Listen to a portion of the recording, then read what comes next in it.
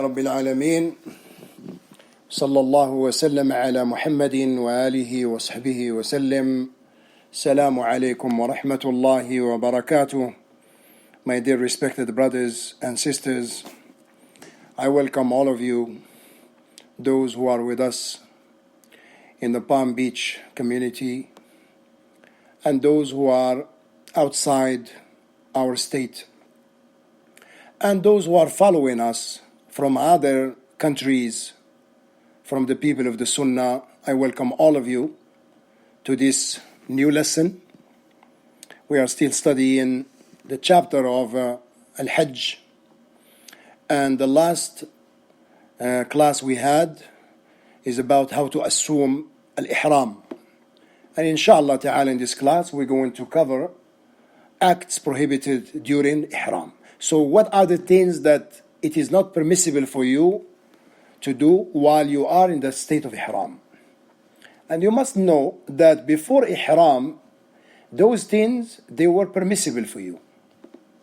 They were permissible for you to do. Before you assumed the Ihram, before you got into that intention of performing Umrah and Hajj. For example, marital relations was permissible for you to have marital relation with your wife, and the wife to have marital relations with her husband.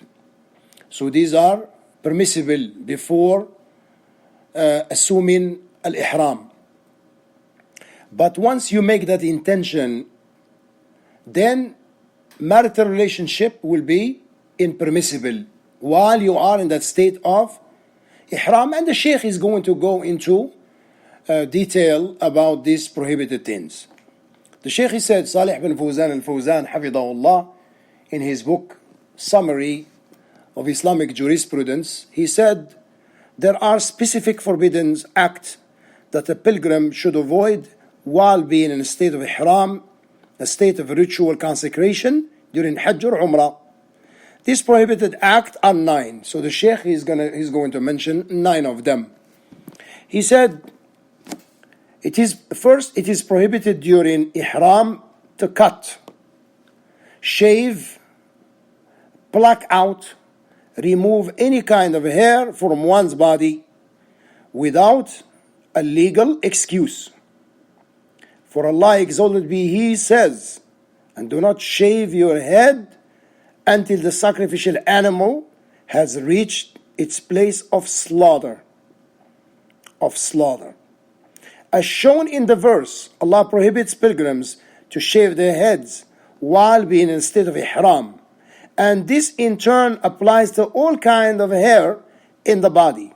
This is because removing any kind of hair from the body implies luxury and elegance, which contradicts the spirit of the state of ihram, in which a pilgrim is supposed to be unkempt and dusty. It is permissible, however, to remove any unusual hair that is abnormal around the eye or the eyelid without any expiation. So anything that is abnormal and something like that, you can remove it. There is no problem to remove that.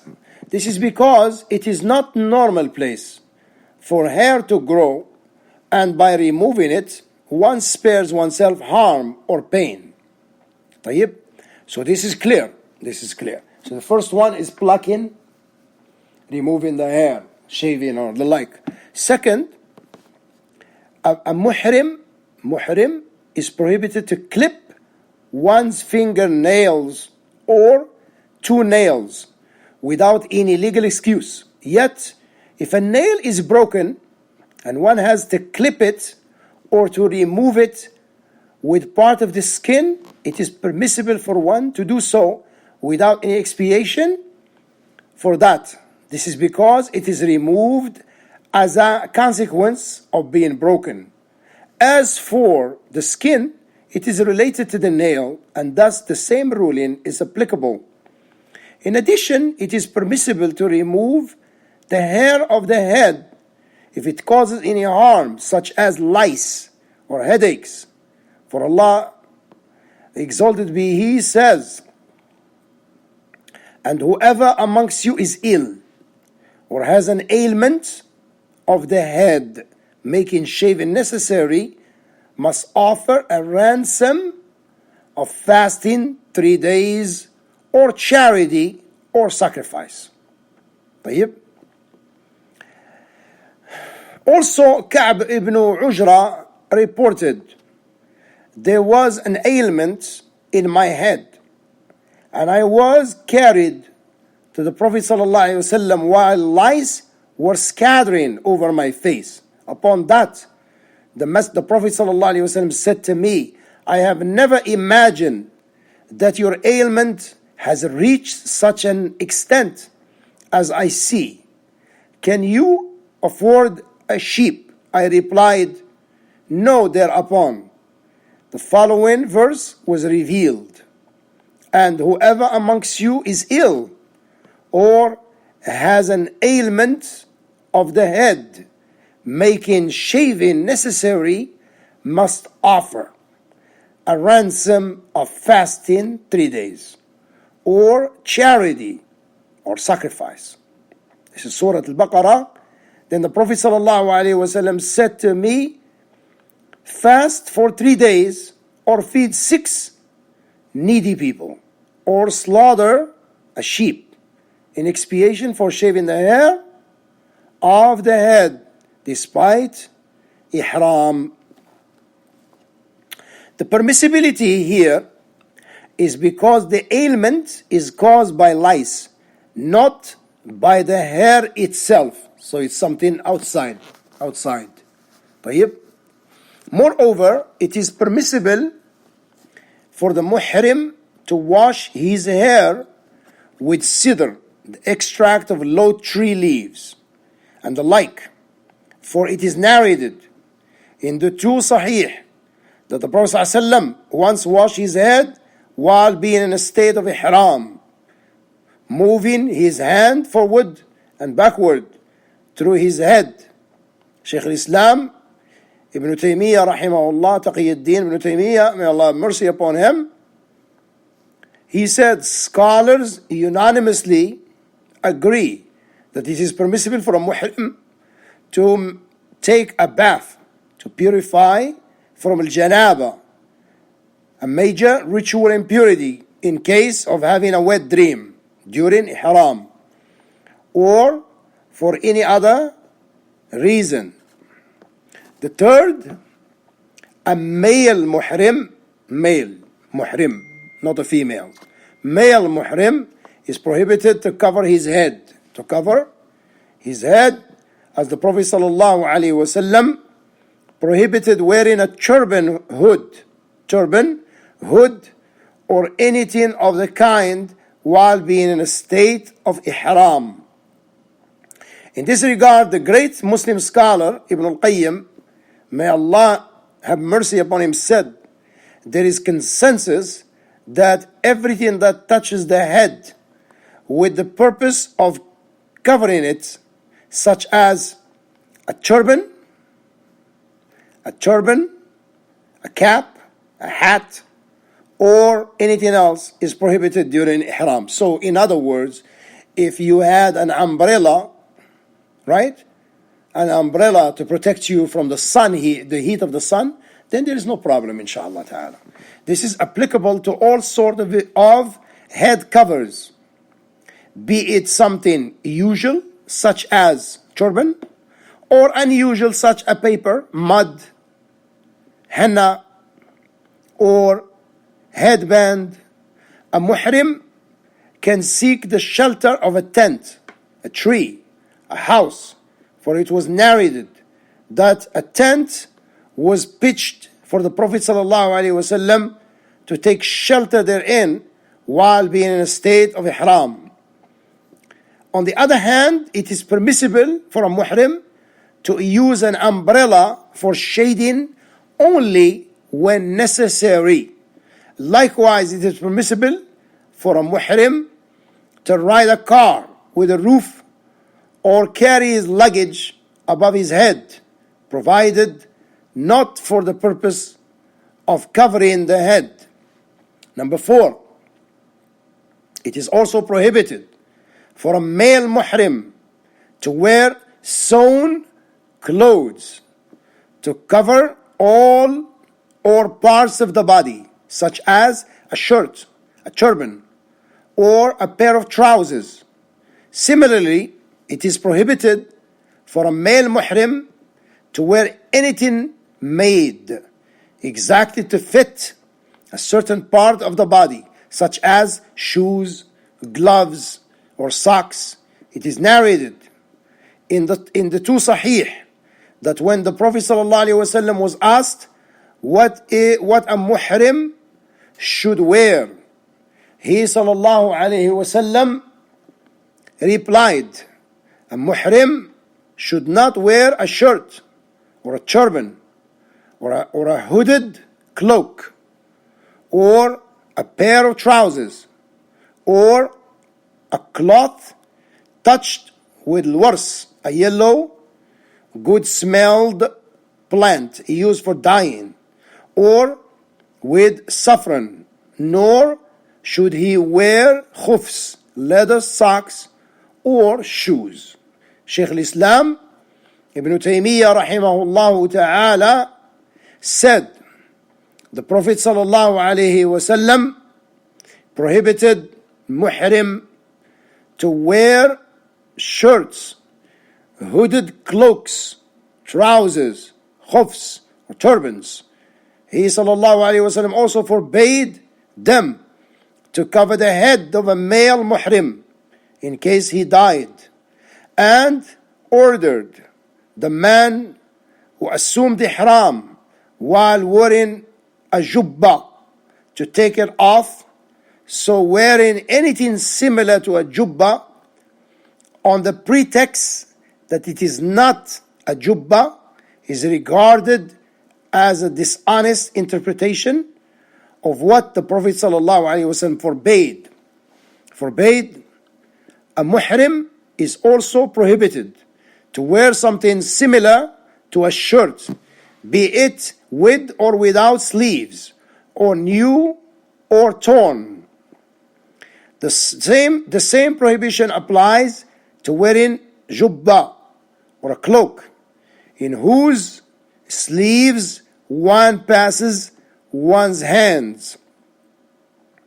Ibn Taymiyyah rahimahullah ta'ala continued, this is the juristic meaning of not wearing sewn clothing while being in a state of ihram. Sewn clothing is any garment made to fit a certain part of the body. Therefore, a muhrim is not to wear anything similar to trousers, such as shorts and the like.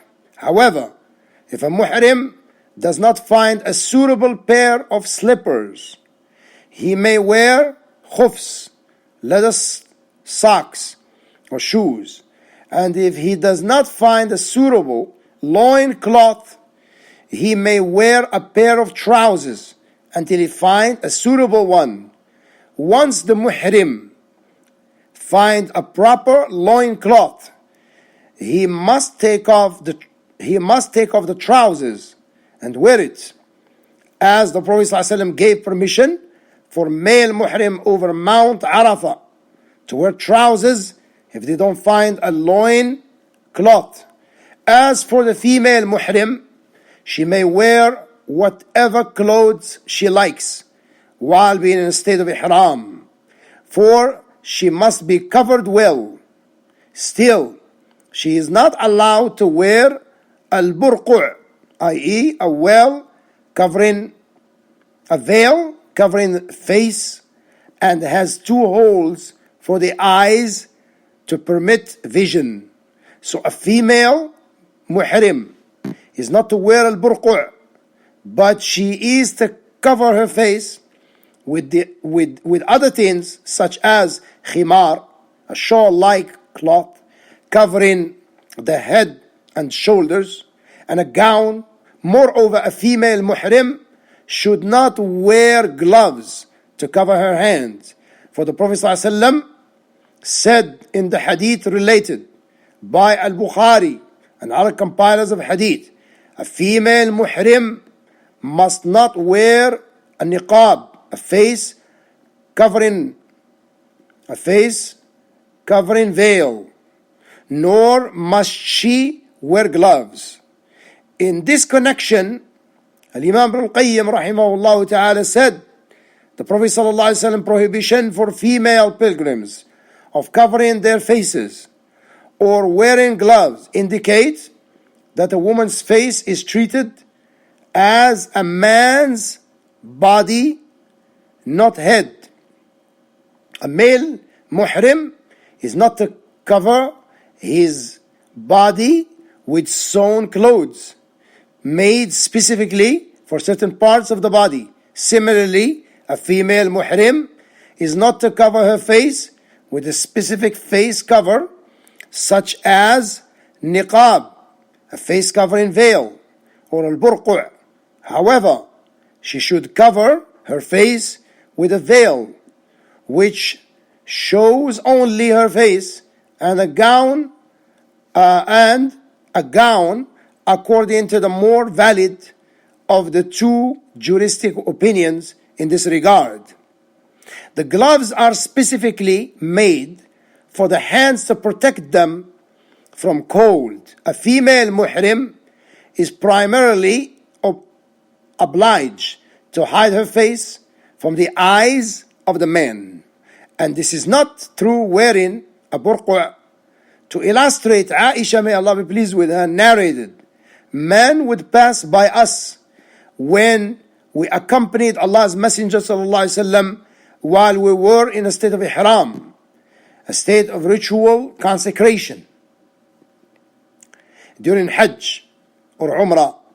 When they came by us, every one of us would let down her gown over her face, and when they had passed on, we would uncover our faces. Related by Imam Ahmad, Abu Dawood, and other compilers of hadith.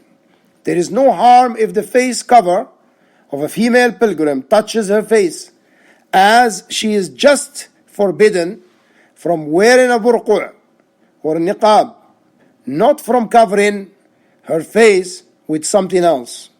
Shaykh al-Islam Ibn Taymiyyah said, a female pilgrim should not bother keeping her face cover separate from her face, either with a small piece of wood, or with her hand, or with anything else.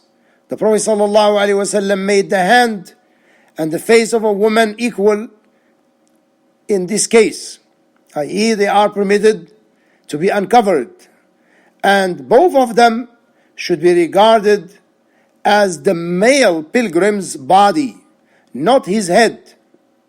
Moreover, the wives of the Prophet ﷺ used to cover their faces without having to keep the cover away from their faces. Ibn al-Qayyim rahimahullah ta'ala, Ibn Taymiyyah rahimahullah also said it is permissible for her, i.e. female pilgrim, to cover her face with any face cover that touches the face, provided it is neither a niqab nor a burqu'. So inshallah, we're going to stop right here. We ask Allah subhanahu wa ta'ala to grant us all al-ilm al-nafi' wal-amal al-salih. Alhamdulillahi rabbil alameen. Wa sallallahu wa sallam ala Muhammadin wa alihi wa sahbihi wa sallim. Wassalamu alaykum wa rahmatullahi wa barakatuh.